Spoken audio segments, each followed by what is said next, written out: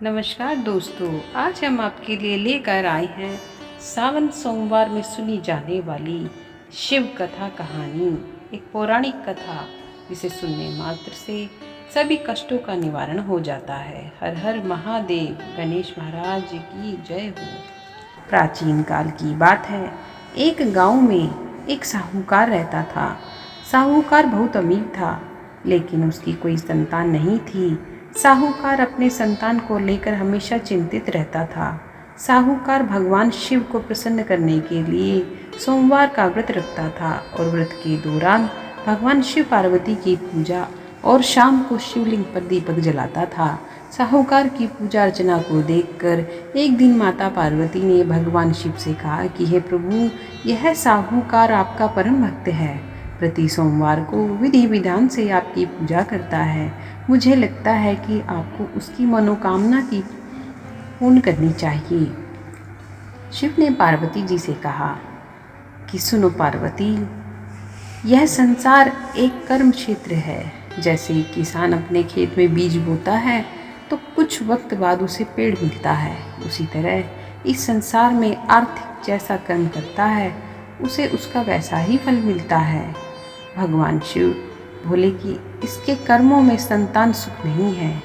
लेकिन माता पार्वती ने भोले भंडारी से दोबारा आग्रह किया और कहा, हे नाथ, फिर भी आप इसकी मनोकामना पूर्ण कर दीजिए।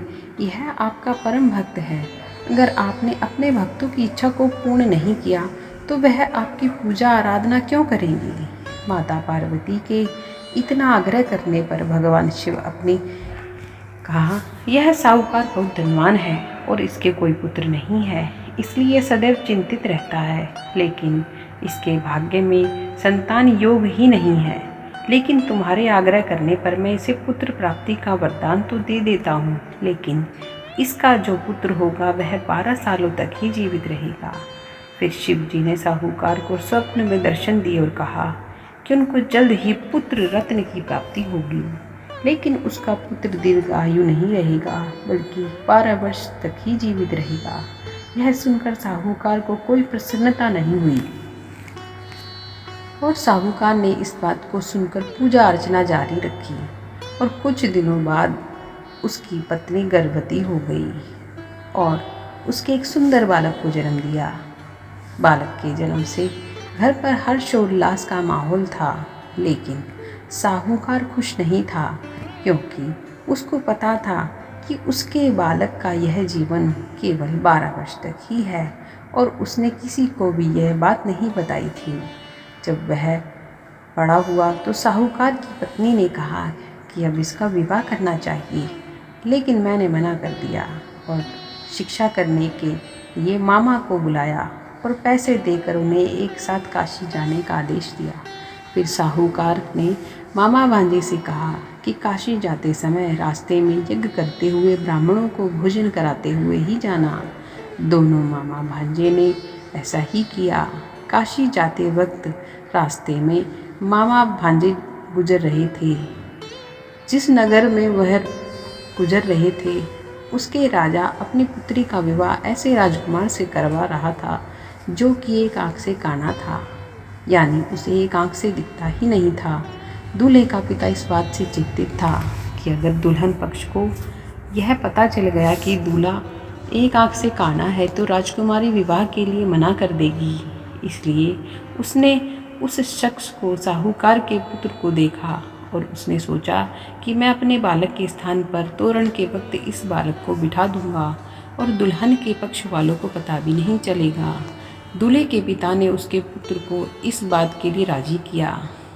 इस तरह साहूकार के उच्च स्तर के दूल्हे के कपड़े पहने और घोड़े पर चढ़कर तोरण की रस्म पूरी की।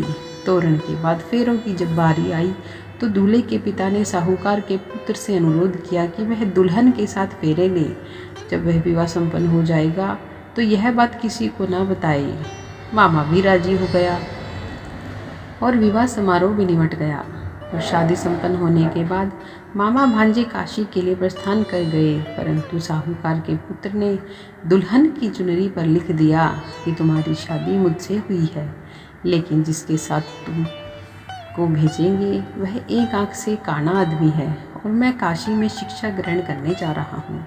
जब राजकुमारी ने यह पढ़ा तो उसने राजकुमार के साथ जाने से इनकार कर दिया और अपने पिता से कहा कि यह मेरा पति नहीं है, मेरा पति तो शिक्षा ग्रहण करने काशी गया है।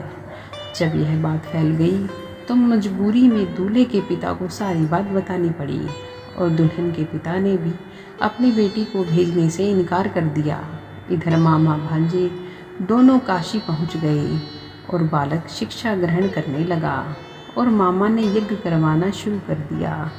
साहूकार का पुत्र 12 साल का हो गया तो एक दिन अपने मामा से बोला कि उसकी तबीयत ठीक नहीं है और वह सोने अंदर जा रहा है।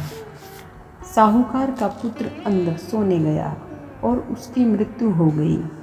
कुछ देर बाद जब मामा अंदर पहुँचे, उन्होंने देखा कि उनका भांजा मरा हुआ है तो वह बहुत दुखी हुए, परंतु वह शोर नहीं कर सकते थे वरना उनका ज्ञान यज्ञ अधूरा रह जाता। इसलिए मामा ने वापस जाकर यज्ञ पूरा किया और ब्राह्मणों का भोजन कराने के बाद मामा अपने मृत भांजे को देखकर रोने लगे।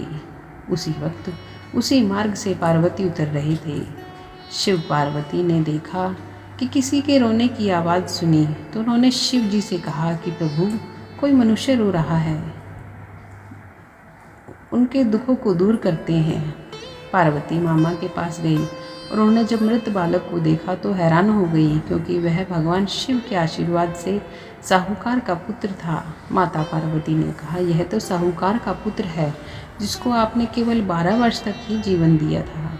पार्वती जी ने मृत बालक को देखा तो उन्हें दया आ गई और उन्होंने शिव जी से कहा, प्रभु आप इस बालक को जीवन दान दीजिए वरना इसके माता पिता जीते जी मर जाएंगे। माता पार्वती के आग्रह करने पर शिव जी ने उनकी बात मान ली और उसे जीवन दान दे दिया। साहूकार का पुत्र जीवित हो गया और मामा भांजे अपने घर की ओर प्रस्थान के लिए चल दिए। रास्ते में साहूकार का पुत्र उसी शहर में उतरा जहां उसका विवाह हुआ था। दुल्हन के पिता ने बालक को पहचान लिया और मामा भांजे को लेकर अपने महल आकर दुल्हन के पिता ने एक समारोह किया और अपनी पुत्री को साहूकार के पुत्र के साथ कर दिया। जब साहूकार का बालक अपने घर पहुंचा तो उसके माता पिता छत पर बैठे थे और सोच रहे थे कि अगर उनका पुत्र सही सलामत वापस नहीं लौटा तो वे दोनों भी उसी छत से कूदकर अपनी जान दे देंगे। पर उसी समय उसके मामा वहां आ गए और उन्होंने बताया कि उनका पुत्र जीवित है और विवाह करके वापस लौटा है। साहूकार ने अपने बालक को जीवित देखा तो खुशी से उसका स्वागत किया और साहूकार का पूरा परिवार खुशी खुशी अपना जीवन बिताने लगा। जैसे भोलेनाथ ने इस परिवार पर कृपा करी, ऐसी कृपा सभी पर करना। दोस्तों, कैसी लगी आपको आज की यह कथा? ऐसी और कथाओं के लिए हमारे चैनल कथा कहानी को सब्सक्राइब करें। धन्यवाद। भोलेनाथ आपकी सभी मनोकामनाएं पूरी करे। कहानी कहते सुनते सभी की सभी इच्छा पूरी करे। हर हर महादेव।